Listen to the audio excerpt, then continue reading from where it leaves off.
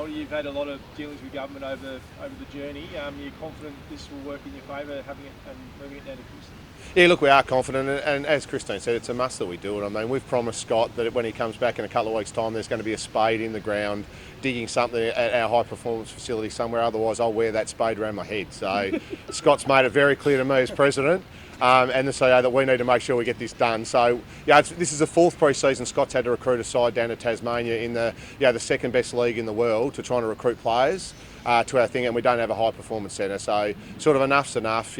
We've got people crying out saying we need to get Tasmania. We'd love to see some Tasmanian players on the court. What they've got to understand too is we're competing against sides like Sydney, Perth, Melbourne, Brisbane. They've got fantastic facilities, and as I said, we've done amazingly well with Christine and Scott and their team for 3 years. We've actually got to get a high performance centre. So I think 3 years is long enough wait. We need to get a high performance centre, and as Christine said, we've got our players forming families. They've got young kids. They're buying houses down at Kingston. It makes sense that we go down there. But again, we want to make an emphasis that we want to make sure that the forecourts for community is still out there in Glenorchy. There's a massive need out there, and we want to make sure that the government sticks to that as well. You said a shovel in the ground by the time coach is back. I think that's July, so are you confident you can move that quickly? I will be trying my very hardest to make sure it happens, because if anyone's dealt with Scott and some of his messages through me and Christine, we need to make sure it's happened. And when Christine said to him this morning that we're going to have to push for this, Scott came back with some great messages about what it'd do for the club and what it'd help him and the players and the whole vibe around the club going forward. And I think Christine made it very clear, and she was spot on as well. You need to have your front office and your back court all in the same area. We've done an amazing job, Christine, pulling that team together over 3 years, but we really need to get them under the one building now, and we really hope that the government listens. And this is about the development of basketball and continue to go further. And we've won one championship, but we need to continue to have success.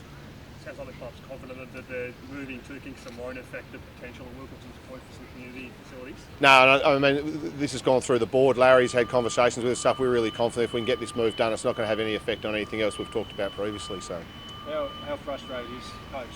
What sort of messages is he sending you? And he's been fed up by now. Oh, look, he is fed up, and he's been fed up with a while about it and stuff. And we can understand Scott passionate about what he wants to deliver for the club and stuff. And as I said, I can't thank Christine enough for the work she's done in getting to the point where we are now. We just need the government to back us up and let the club get down there, get the high performance centre built, and let Scott continue on the great journey he said. And Scott's made it very clear to us as a coach that he needs this high performance centre built ASAP. So our job is to make sure we get that done.